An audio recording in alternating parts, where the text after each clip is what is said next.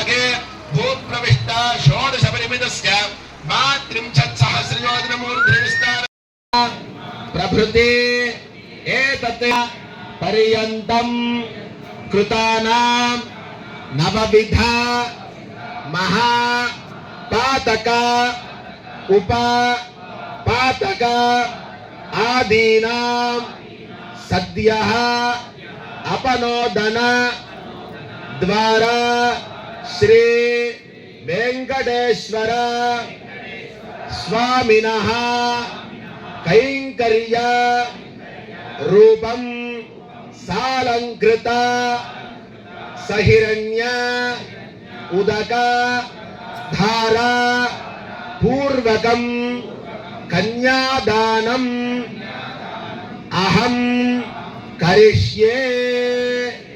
कन्यां गणक संपन्नां गणकाभरणे दधिमभिमन्त्र्य ओम दधिग्रावण्णोगारशं जिष्णोरश्वस्य वादिनः सुरभिनो मुखागधत्प्रणयोगुं शितारिषत् मधुवातेति मधुमभिमन्त्र्य ओम मधुवातारुता जदे मधुक्षरं सिन्धवः माध्येन वीर्येण परमो नागो मधव्योदारि सकृत्मन्त्रेण विस्तूष्णे अमृताभिधानमधेत्यवत्तीत्वा अमृताभिधानमधे इवं वस्त्राणि दद्यात्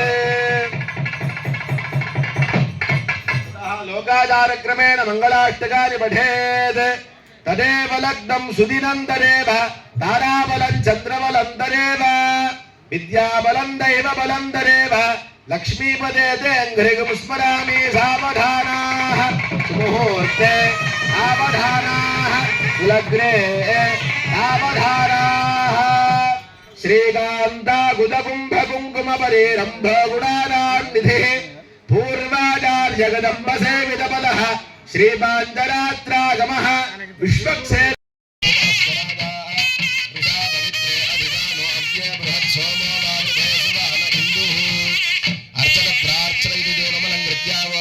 ప్రార్చన ప్రియమేధాసో అర్చన అర్చందు ద్రగా ఉదపురాన్ని చదివిన ఆ సంకల్పాన్ని విన్న ఆ సంకల్పాన్ని చెప్పుకొని ఏదైనా దానం చేసినా ఏదైనా ఒక కర్మను ఆచరించినా అది ఇచ్చే ఫలితానికంటే 100 రెట్లు అధికంగా ఫలితాన్ని ఇస్తుందని చెప్పి మనకి శాస్త్రం తెలియజేస్తూ ఉంది.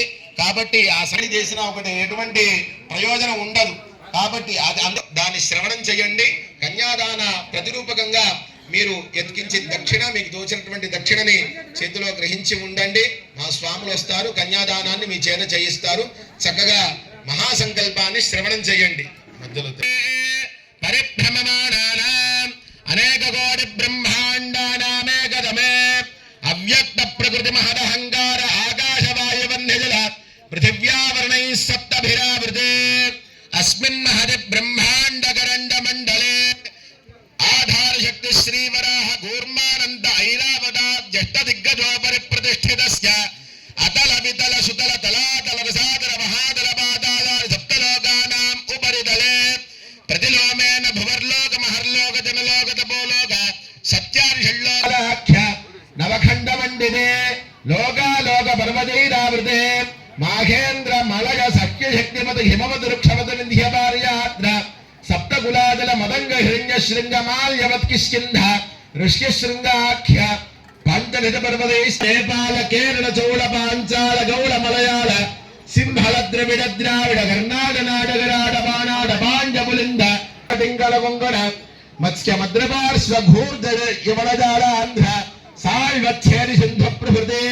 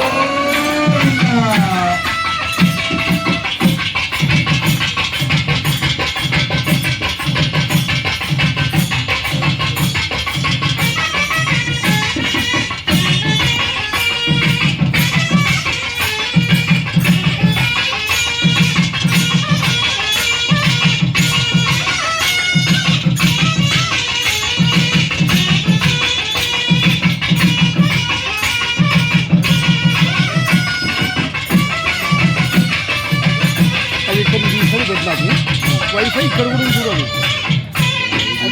పాస్వర్డ్ తీసుకోవాలి. ఇంతవరకు అక్షతారోపణం జరిగింది. తలంబ్రాలని అమ్మవారు అట్లాగే స్వామివారు ఇద్దరు కూడా తలంబ్రాలని చక్కగా పోసుకున్నారు. మామూలుగా వివాహంలో అయితే ఆ నూతన వధూవరులు మాకు సంపద అవిచ్ఛిన్నంగా ఉండాలి, మా యొక్క వంశం అభివృద్ధి చెందాలి, మా యొక్క పాడే పంట కూడా సుభిక్షంగా ఉండాలని చెప్పి కోరుకుంటారు.